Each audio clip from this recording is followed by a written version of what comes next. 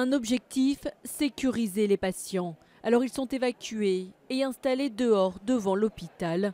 À Pointe-à-Pitre, il est un peu plus de 14h, 20h à Paris. Un incendie vient de se déclarer au niveau d'un local technique. D'épaisses fumées s'échappent du bâtiment. Rapidement, tout le personnel est mobilisé. Le plan blanc est déclenché. On a évacué d'abord tous les services critiques, urgence, réa, bloc, etc. On a attendu un peu pour évacuer, puis maternité. On a attendu un peu pour évacuer les autres services.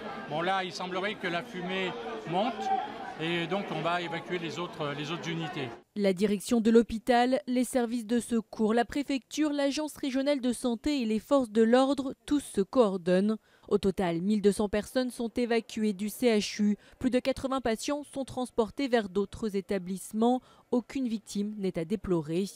3 heures après le début de l'incendie, à 18h heure locale, les pompiers arrivent à circonscrire le feu mais pas encore à l'éteindre. Des fumées continuent de se propager dans d'autres parties de l'hôpital.